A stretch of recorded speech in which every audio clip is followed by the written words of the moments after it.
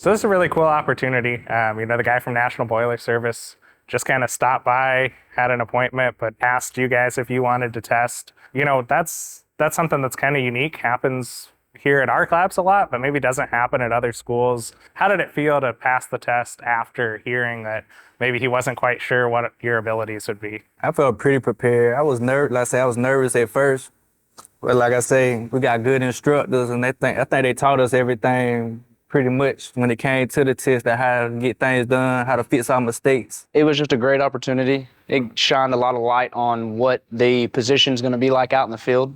Made me grow a lot of patience. Being able to get through it was tough, but I did it. When he first got here, he said he was kind of skeptical that our students or even that our instructors could pass the test. What he told us, how he had not really been burnt by other schools in the past, but he had situations before where these guys had talked their students up and they just couldn't perform. You get the whole experience of, actually testing for a job, not just for us. Right. But, this was for an actual opportunity, and you aced it. So Tyler, that's a 6G restricted test. It's a pretty hard test coming right out of school. What did you guys think of that test? Did you feel prepared for it? How'd it go? We just have some amazing instructors here.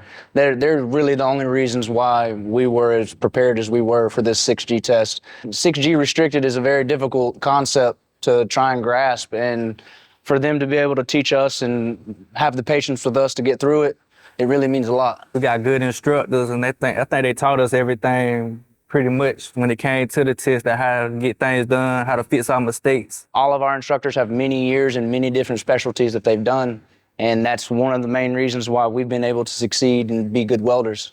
So what does it mean to you guys to get a welding job like this, paying, $30, $35 an hour with a per diem straight out of welding school? It feels pretty good. I never really had no intent of going to college because I know I ain't had the money and I didn't really want to put myself in a debt like that. So opportunity like art labs and y'all having companies come here and test us the way y'all do, and y'all preparing us for the test the way y'all do, helping us get ready and actually passing the test, it means a lot to me and my family. What it means for me is, this whole industry, if I work hard, as long as I'm working hard, I'm gonna be able to have anything I want. With the way that the world is today, everything's so daggone expensive that being able to make that 30 or more with the per diem, that's life-changing. You're going to be able to be a landowner, a homeowner. You're going to be able to have the things you want to be able to provide for those families that you want to have. And it's definitely the best route that I've ever chose. You got your first welding job.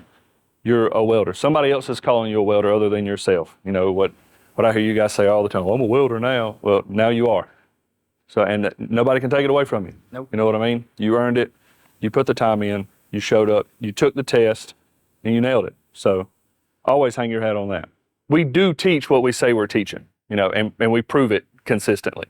Thank you guys for joining Jesse and I. This has been really awesome. Thanks for sharing your story about this experience. Thank y'all for having us. Absolutely, buddy.